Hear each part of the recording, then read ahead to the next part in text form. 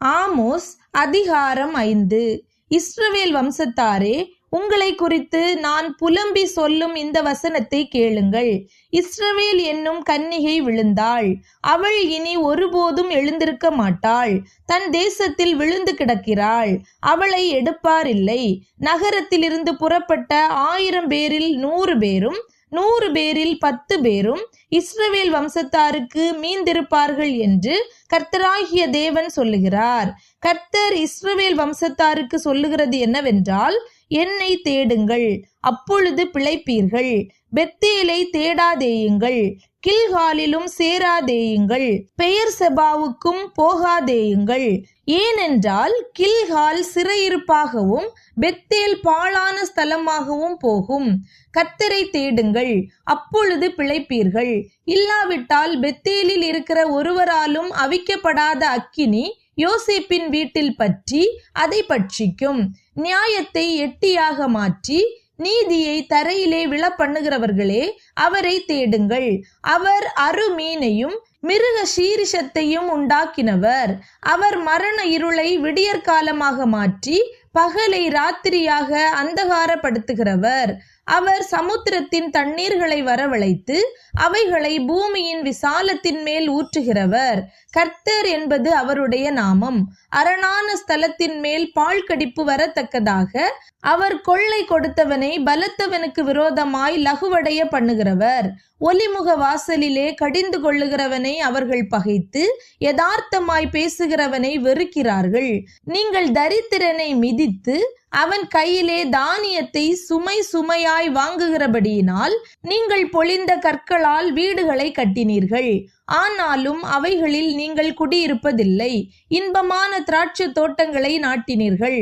ஆனாலும் அவைகளின் இரசத்தை நீங்கள் குடிப்பதில்லை. உங்கள் மீறுதல்கள் மிகுதி என்றும் உங்கள் பாவங்கள் பலத்ததென்றும் அறிவேன். நீதிமானை ஒடுக்கி பரிதானம் வாங்கி ஒலிமுக வாசலில் ஏழைகளின் நியாயத்தை புரட்டுகிறீர்கள். ஆகையால் புத்திமான் அந்த காலத்திலே மௌனமாயிருக்க வேண்டும். அந்த காலம் தீமையான காலம். நீங்கள் பிழைக்கும்படிக்கு தீமையை அல்ல, நன்மையை தேடுங்கள். அப்பொழுது நீங்கள் சொல்லுகிறபடியே சேனைகளின் தேவனாகிய கர்த்தர் உங்களோடே இருப்பார். நீங்கள் தீமையை வெறுத்து நன்மையை விரும்பி ஒலிமுக வாசலில் நியாயத்தை நிலைப்படுத்துங்கள். ஒருவேளை சேனைகளின் தேவனாகிய கர்த்தர் யோசேப்பிலே மீதியானவர்களுக்கு இறங்குவார். ஆதலால் ஆண்டவரும் சேனைகளின் தேவனுமாகிய கர்த்தர் சொல்லுகிறது என்னவென்றால், எல்லா தெருக்களிலும் புலம்பல் உண்டாகும். எல்லா வீதிகளிலும் ஐயோ ஐயோ என்று ஓலமிடுவார்கள். பயிரிடுகிறவர்களை துக்கங்கொண்டாடுகிறதற்கும் ஒப்பாரி பாட அறிந்தவர்களை புலம்புகிறதற்கும் வரவழைப்பார்கள். எல்லா திராட்சை தோட்டங்களிலும் புலம்பல் உண்டாயிருக்கும். நான் உன் நடுவே கடந்து போவேன் என்று கர்த்தர் சொல்லுகிறார். கர்த்தருடைய நாளை விரும்புகிறவர்களுக்கு ஐயோ, அதனால் உங்களுக்கு என்ன உண்டு? கர்த்தருடைய நாள் வெளிச்சமாயிராமல் அந்தகாரமாயிருக்கும். சிங்கத்துக்கு தப்பினவனுக்கு கரடி எதிர்பட்டது போலவும், அல்லது வீட்டுக்குள்ளே வந்து சுவரின் மேல் தன் கையை வைத்தபோது பாம்பு அவனை கடித்தது போலவும் இருக்கும். கர்த்தருடைய நாள் வெளிச்சமாயிராமல் இருளும் பிரகாசமற்ற அந்தகாரமுமாயிருக்கும் அல்லவோ. உங்கள் பண்டிகைகளை பகைத்து வெறுக்கிறேன்.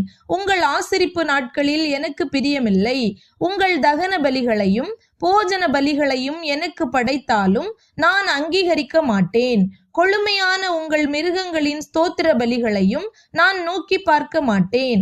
உன் பாட்டுகளின் இரைச்சலை என்னை விட்டு அகற்று. உன் வீணைகளின் ஓசையை நான் கேட்க மாட்டேன். நியாயம் தண்ணீரை போலவும் நீதி வற்றாத நதியை போலவும் புரண்டு வர கடவது. இஸ்ரவேல் வம்சத்தாரே, நீங்கள் வனாந்தரத்திலே இருந்த 40 வருஷம் வரையில் பலிகளையும் காணிக்கைகளையும் எனக்கு செலுத்தினீர்களோ? நீங்கள் உங்களுக்கு உண்டாக்கின மோளோகுடைய கூடாரத்தையும் உங்கள் தேவர்களின் நட்சத்திர ராசியாகிய உங்கள் சொரூபங்களின் சப்பரத்தையும் சுமந்து கொண்டு வந்தீர்களே. ஆகையால் உங்களை தமஸ்குவுக்கு அப்பாலே குடியோட்டுவேன் என்று சேனைகளுடைய தேவன் என்னும் நாமமுள்ள கர்த்தர் சொல்லுகிறார்.